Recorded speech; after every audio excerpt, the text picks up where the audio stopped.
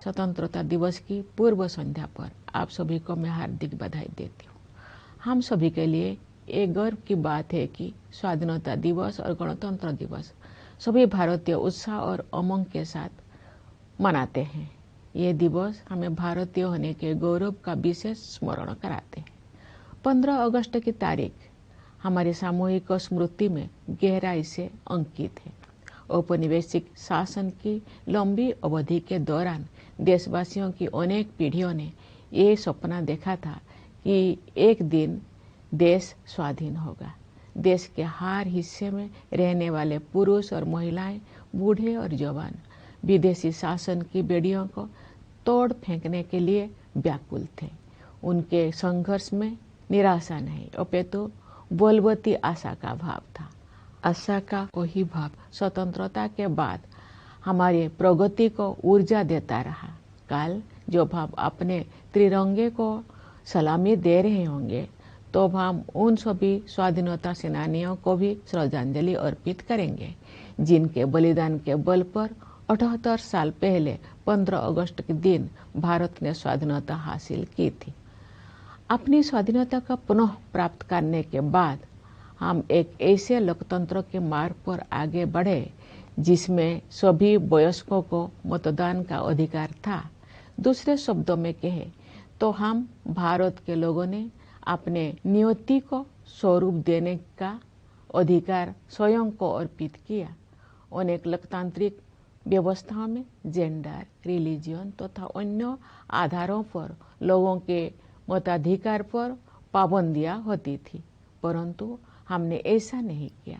चुनौतियों के बावजूद भारत के लोगों ने लोकतंत्र को सफलतापूर्वक अपनाया।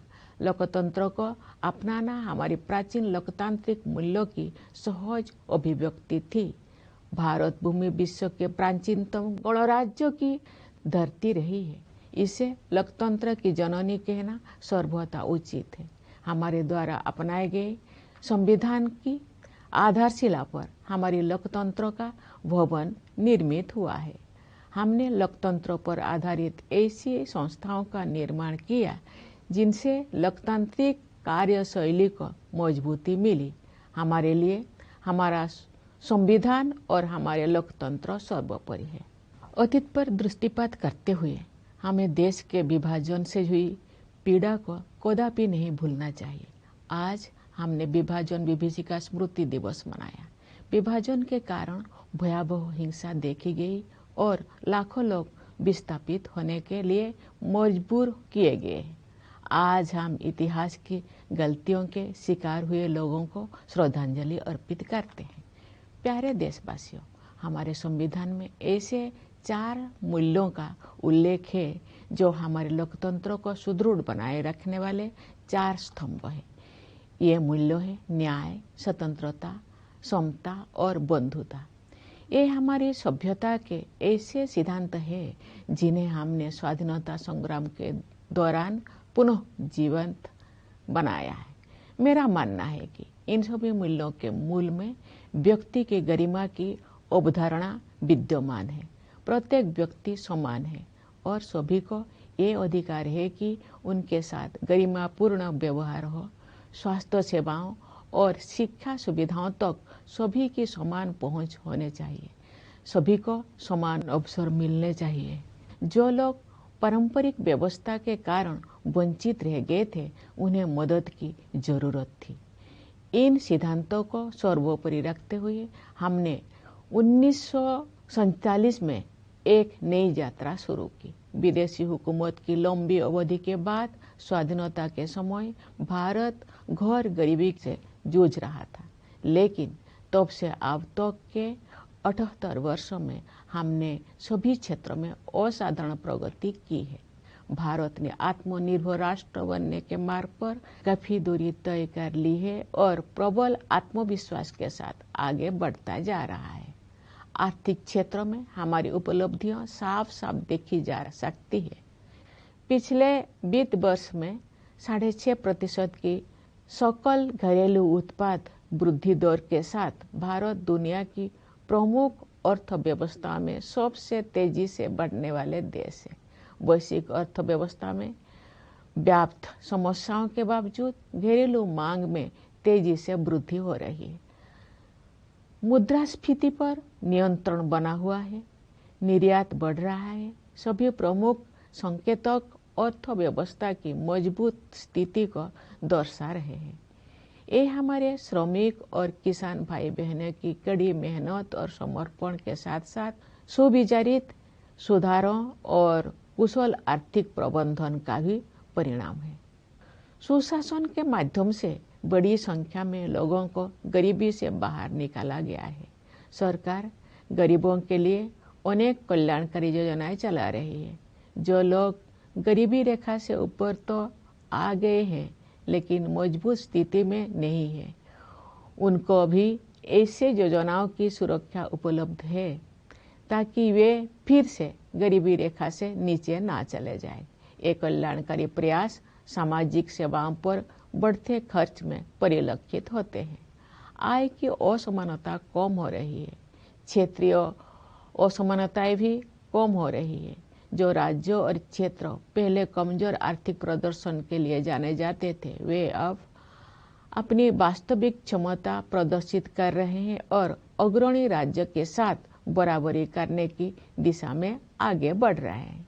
हमारे अग्रणी व्यवसायियों, लघु एवं मध्यम उद्यमियों और व्यापारियों ने हमेशा कुछ कर गुजरने की भावना का परिचय दिया है। समृद्धि के सृजन के मार्ग में आने वाली रुकावटों को दूर करने की आवश्यकता थी। पिछले एक दशक के दौरान बुनियादी ढांचे में हुए विकास में ये स्पष्ट रूप से दिखाई देता है। हमने भारतमाला परियोजना के तहत राष्ट्रीय राजमार्ग नेटवर्क का विस्तार और सुदृढ़ीकरण किया है। रेलवे ने भी नवाचार को प्रोत्साहन दिया है तथा नवीनतम टेक्नोलॉजी से युक्त नई तरह की रेलगाड़ियों और डिब्बे का उपयोग किया जाने लगा है। कश्मीर घाटी में रेल संपर्क का शुभारंभ करना एक प्रमुख उपलब्धि है। शेष भारत के साथ घाटी का रेल संपर्क उस क्षेत्र में व्यापार और पर्यटन को बढ़ावा देगा और नई आर्थिक संभावनाओं के द्वार खोलेगा। कश्मीर में इंजीनियरिंग के ये असाधारण उपलब्धि हमारे देश के लिए एक ऐतिहासिक माइलस्टोन है। देश में शहरीकरण तेज गति से हो रहा है, इसलिए शहरों की स्थिति सुधारने पर सरकार विशेष ध्यान दे रही है। शहरी परिवहन के प्रमुख क्षेत्रों पर विशेष ध्यान देते हुए सरकार ने मेट्रो रेल सुविधाओं का विस्तार किया है। पिछले एक दशक के दौरान मेट्रो रेल सेवा की सुविधा से युक्त शहरों की संख्या कई गुना बढ़ गई है। शहरों के कायाकल्प और शहरी परिवर्तन के लिए अटल मिशन यानी अमृत ने ये सुनिश्चित किया है कि अधिक से अधिक घरों में नल से पानी की भरोसेमंद आपूर्ति हो और स्टोरेज कनेक्शन सुविधा उपलब्ध हो। सरकार ये मानती है कि जीवन की बुनियादी सुविधाओं पर नागरिकों का हक बनता है। जल जीवन मिशन के तहत ग्रामीण घरों में नल से जल पहुंचाने में प्रगति हो रही है। अपने तरह के विश्व की सबसे बड़ी स्वास्थ्य सेवा योजना आयुष्मान भारत के अंतर्गत विभिन्न कदम उठाए गए हैं। उन प्रयासों के परिणाम स्वरूप स्वास्थ्य सेवा के क्षेत्र में हम क्रांतिकारी बदलाव देख रहे हैं। इस योजना के तहत अब तक 55 करोड़ से अधिक लोगों को सुरक्षा कवच प्रदान किया जा चुका है।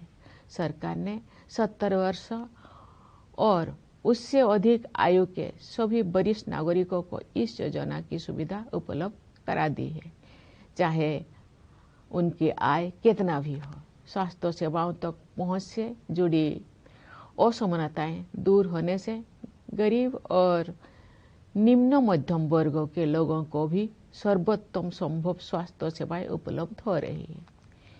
इस डिजिटल युग में ये स्वाभाविक है कि भारत में सबसे अधिक प्रगति सूचना प्रौद्योगिकी क्षेत्र में हुई है। लगभग सभी गांव में 4G मोबाइल कनेक्टिविटी उपलब्ध है।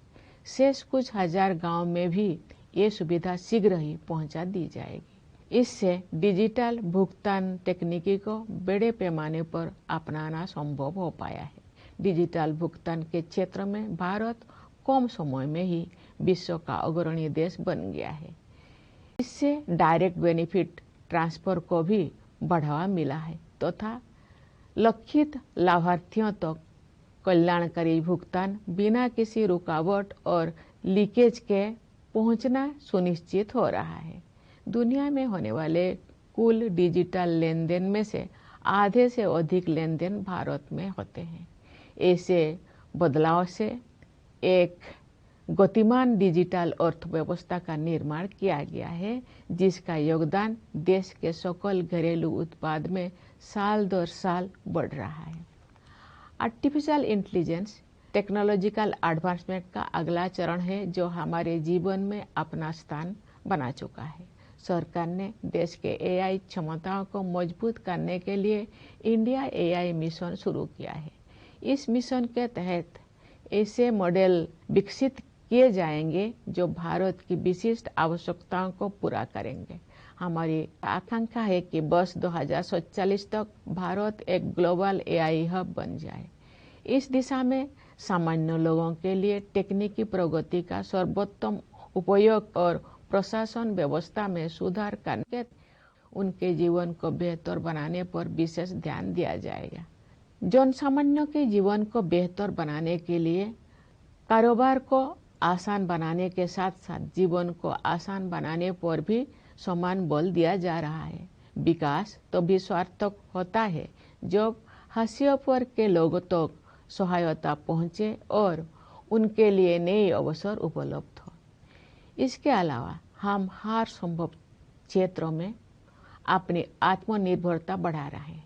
इससे हमारा आत्मविश्वास बढ़ा है और विकसित भारत बनने की हमारी यात्रा की रफ्तार तेज हुई है।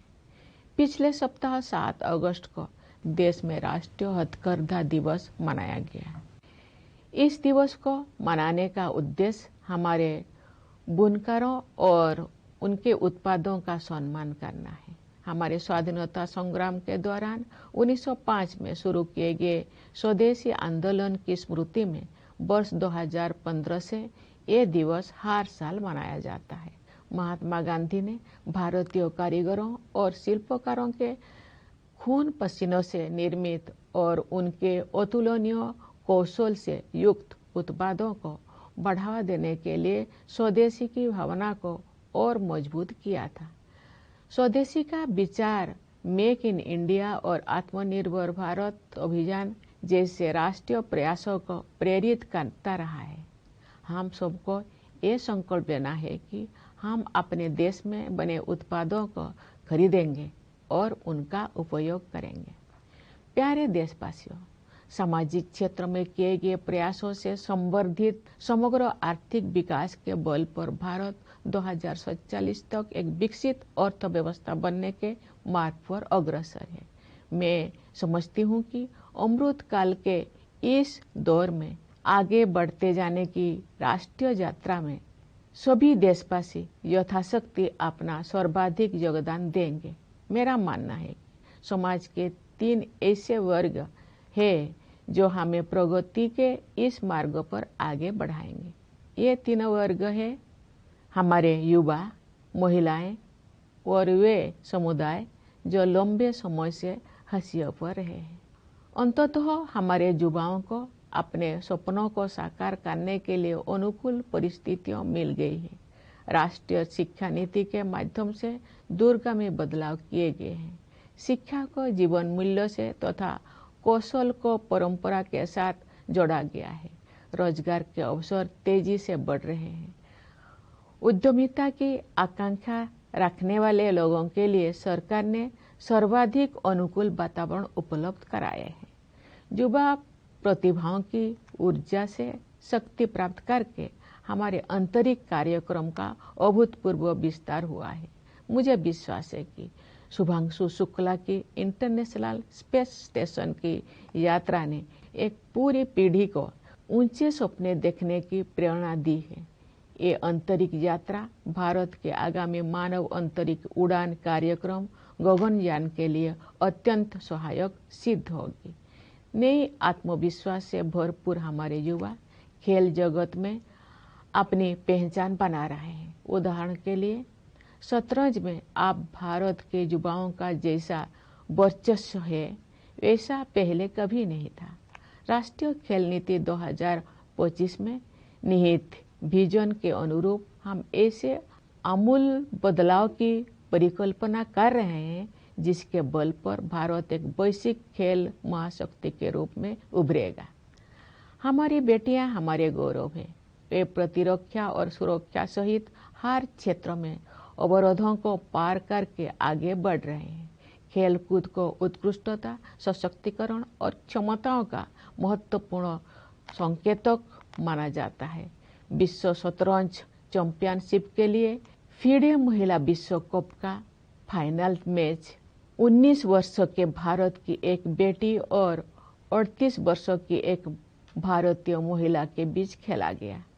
ये उपलब्धि पीढ़ी दर पीढ़ी हमारी महिलाओं में विद्यमान विश्व स्तर की सतत उत्कृष्टता को रेखांकित करती है। रोजगार में भी जेंडर गैप कम हो रहा। नारी शक्ति बंधन अधिनियम से महिला सशक्तिकरण अब केवल एक नारा ना रहकर यथार्थ बन गया है। हमारे समाज का एक बड़ा हिस्सा अनुसूचित जाति, अनुसूचित जनजाति, पिछड़ा वर्ग और अन्य समुदायों के लोगों का है।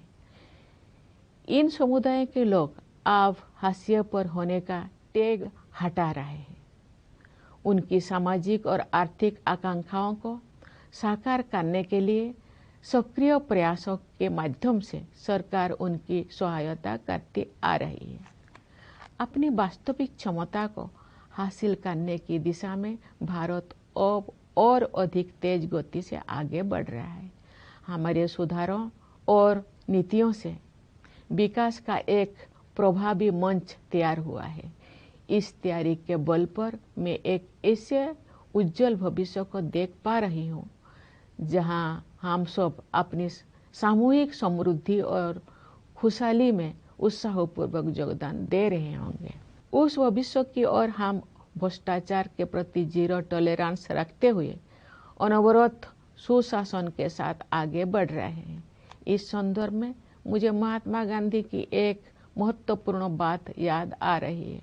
गांधी जी ने बताया था और मैं दोहराती हूँ, भ्रष्टाचार और दंभ लोकतंत्र के अनिवार्य परिणाम नहीं होने चाहिए।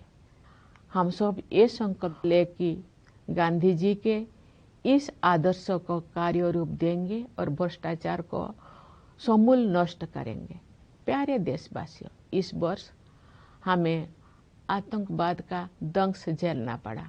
कश्मीर घूमने गए निर्दोष नागरिकों की हत्या कायरतापूर्ण और नित्यांत अमानवीय थी। इसका जवाब भारत ने फौलादी संकल्प के साथ निर्णायक तरीके से दिया। ऑपरेशन सिंदूर ने ये दिखा दिया कि जब राष्ट्र की सुरक्षा का प्रश्न सामने आता है तब हमारे सशस्त्र बल किसी भी स्थिति का सामना करने के लिए पूरी तरह सक्षम सिद्ध होते हैं। रणनीतिक स्पष्टता और तकनीकी दक्षता के साथ हमारी सेना ने सीमा पार के आतंकवादी ठिकानों को नष्ट कर दिया। मेरा विश्वास है कि ऑपरेशन सिंदूर आतंकवाद के विरुद्ध मानवता की लड़ाई में एक मिसाल के तौर पर इतिहास में दर्ज होगा। हमारी एकता ही हमारी जवाबी कार्रवाई की सबसे बड़ी विशेषता थी।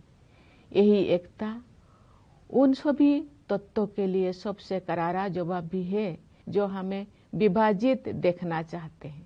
भारत के दृष्टिकोण को स्पष्ट करने के लिए विभिन्न देशों में गए संसद सदस्यों के बहुदलीय प्रतिनिधि मंडलों में भी हमारी यही एकता दिखाई दी।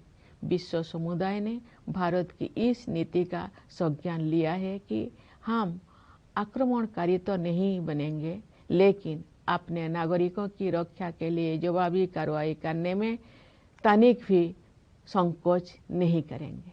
ऑपरेशन सिंदूर प्रतिरक्षा के क्षेत्र में आत्मनिर्भर भारत मिशन की परीक्षा का भी अवसर था। अब ये सिद्ध हो गया है कि हम सही रास्ते पर हैं। हमारा स्वदेशी विनिर्माण उस निर्णायक स्तर पर पहुंच गया है जहां हम अपनी बहुत सी सुरक्षा आवश्यकताओं को पूरा करने में भी आत्मनिर्भर बन गए हैं। ये उपलब्धियां स्वाधीन भारत के रक्षा इतिहास में एक नए अध्याय का सूत्रपात है। प्यारे देशवासियों, इस अवसर पर मैं आप सभी से ये आग्रह करना चाहती हूँ कि पर्यावरण की रक्षा के लिए आप सब हर संभव प्रयास करें। जलवायु परिवर्तन की चुनौती का सामना करने के लिए हमें अपने आप में भी कुछ परिवर्तन करने होंगे। हमें अपनी आदतें और अपनी विश्व दृष्टि में बदलाव लाना होगा। हमें अपनी धरती, नदियाँ, पहाड़ों, पेड़ पौधे और जीव जंतुओं के साथ अपने संबंधों में भी परिवर्तन करना होगा। हम सब अपने योगदान से एक ऐसे पृथ्वी छोड़कर जाएं जहां जीवन अपने नैसर्गिक रूप में फलता फूलता रहे। प्यारे देशवासियों, हमारी सीमाओं की रक्षा करने वाले सैनिकों, पुलिस तथा केंद्रीय सशस्त्र पुलिस बलों की ओर मेरा ध्यान विशेष रूप से जाता है। मैं न्यायपालिका और सिविल सर्विसेज के सदस्यों को भी अपनी शुभकामनाएं व्यक्त करती हूँ। विदेशों में स्थित भारतीय दूतावासों में कार्यरत भारतीय अधिकारियों और प्रवासी भारतीयों को भी मेरी ओर से स्वाधीनता दिवस की हार्दिक शुभकामनाएं। मैं एक बार फिर आप सभी को स्वाधीनता दिवस की बधाई देती हूँ। धन्यवाद। जय हिंद, जय भारत।